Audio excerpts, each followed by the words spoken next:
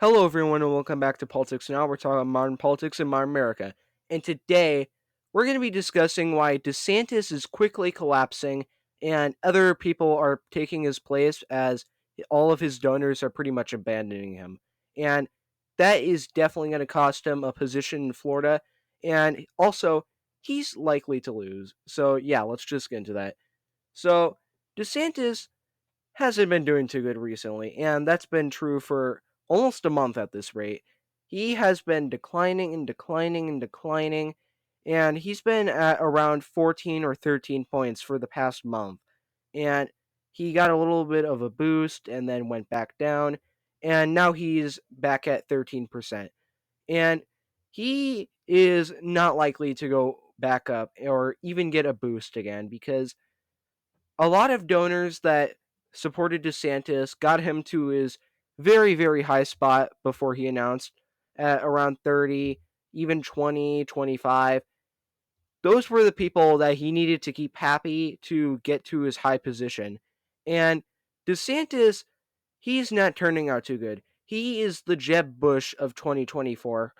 Jeb Bush had all the donors, he had everyone on his side, and then it was apparent that he was going to lose, so they fled to other people like Marco Rubio, even Ted Cruz. They wanted to defeat Trump, and their main guy wasn't working out. They have backup after backup after backup, and DeSantis is the Jeb Bush. He isn't working too well, and they are going to pick different people, and they have a lot of replacements left. Mike Pence, he didn't really work out. He kind of killed his campaign before he even was supposed to be the backup. Uh, Chris Christie, no way in hell. Tim Scott, he was pretty mediocre at the debate and he really underwhelmed a lot of people, so definitely not. So now they're backing Nikki Haley, and Nikki Haley has recently seen a major, major spike. I'm talking like Ramaswamy levels of just absolutely blowing up in the polls.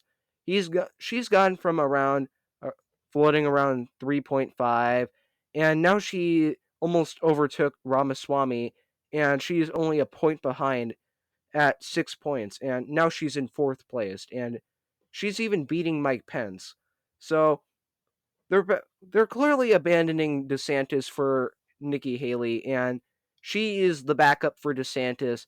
They're going to have a few more backups until eventually the primary is over and Trump wins the nomination. You've seen this happen. They went through this in 2016. They're going through the same thing, but they have even less of a powerful position because their main guy is polling at 13% and their backup is currently polling at 6. Trump is polling at 33.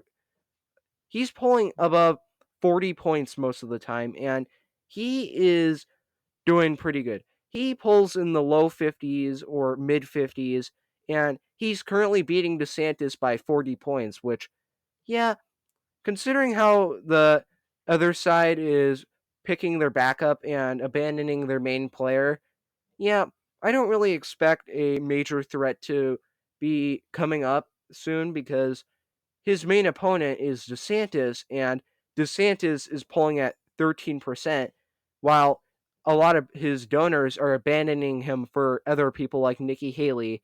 And Nikki Haley, she's probably not going to even get to DeSantis level right now. She's maybe going to get to 9% at her max and maybe go down, and they're going to go through the other replacements. It's an endless cycle, and DeSantis, he's the real one that's getting hurt by this because DeSantis, he used to be on top. He used to be winning in a ton of states. He was above Trump in places like California, Florida, Utah, even Texas. He was winning in a lot of these major states. And now he is polling at 13%, and he is polling just absolutely garbage. He is garbage. He is polling in single digits sometimes. He pulls under double digits where he's polling at 9%, 8%. He can barely get up to 11% nowadays, it feels like. So, DeSantis, in the general election, he's not doing that great. Primary, he's also not doing that great. But against Biden, he also does infinitely worse than Trump. And looking at every single state that has polling out for the primary, you look at it and it's a sad sight to see. Iowa, he used to be up in that, and now Trump is beating him by 30. Let's just look. New Hampshire, that's a more neocon friendly state because there's a lot of liberal Republicans there. Oh, yeah, Trump is beating him by 31 points. Okay, bad, I guess bad state. Let's go with South Carolina. Oh, another 30 points. Hmm. I think I noticed a pattern. How about Florida, his home state? Oh, 10 points. Okay. So, he's not winning in Florida. How about Virginia? 34 points. Okay. Uh, hmm. Let's go with California. He was winning there at one point, and now he's at 33 points below Trump. Okay. Arizona. Arizona will okay, 40 points. Okay. Uh, I think you get the picture. And DeSantis, he does well in none of these states. He is losing around 30 points in most of these states. Florida is probably the closest, but I use closest with parentheses because he's still losing by 10 points and 20 points in the most recent poll. And if you look at Georgia, even, he should have a much greater chance at winning Georgia because, again, he's from Florida, and Florida is close enough that he has some appeal, definitely more appeal than Trump there, and Trump is beating him by 42 points. So, yeah, it's not exactly going too well. So, just why? Why did why would DeSantis continue in this race that he knows he's going to lose? He is not doing that great, and he's going to continue not doing great if he just continues. And in terms of his favorability, the primary has completely destroyed any favorability that he had. Before the primary and before his announcement, he had a positive favorable rating over his unfavorable rating, and now it's terrible. His unfavorability is about to reach it's going to reach 50% at one point, and his favorability rating, yeah, that's probably going to reach 30% at one point. So, given the fact that it's going to reach a 20-point difference with his unfavorable rating being way higher than his favorable rating, yeah, I don't really see the benefit of continuing in this race, especially since you're losing this badly. And you're losing in every single poll. Favorability against Biden, primary, general election, against any candidate. You even do bad against Kamala Harris. She's hated by a lot of people. You do bad against every single candidate. That really tells me that you are not really a good candidate. And with the electability argument, I don't really think that you can make that now because, you know, when you're super electable and way more electable than your opponent, you usually don't pull at 13% where your opponent is beating you by 40%. And if that happens, yeah, you're not really electable. And if you're losing in every single state, you're definitely not electable. His favorability polls are garbage. They're so garbage that they actually stand toe to toe against Biden's unfavorable rating. They actually put up a pretty tough fight against Biden's unfavorability rating, where he has the same spread with Joe Biden.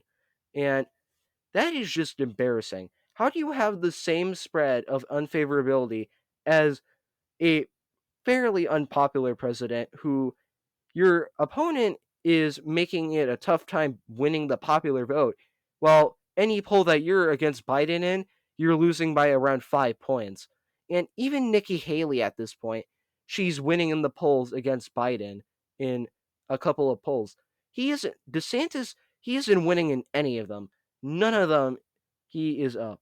And he is getting to the point where he's going to go to the point where he's going to be in the third place. He's going to be polling among people like Mike Pence, Chris Christie, even Tim Scott. He's going to be in the 4 point or 3 point range, and he's going to stay there because he pretty much killed off his campaign, and the only thing holding him up is his donors, which are quickly abandoning him for any other option because they don't like Trump. DeSantis isn't going to defeat Trump, so they're going to pick a different candidate. We saw this play out in 2016. It's happening again, and it's going to kill DeSantis's chances at winning any state, especially Florida. So, yeah, if you think DeSantis could win the nomination somehow, which just no, he's not going to win the nomination. But leave that in the comments below if you think so. I'd love to respond to it. But if you think Trump could win, which I mean, he's pretty much gonna there's pretty much no chance that DeSantis actually wins or any of these other candidates. But say who you think is gonna win in the comments below, and I'll see you guys next time. Bye.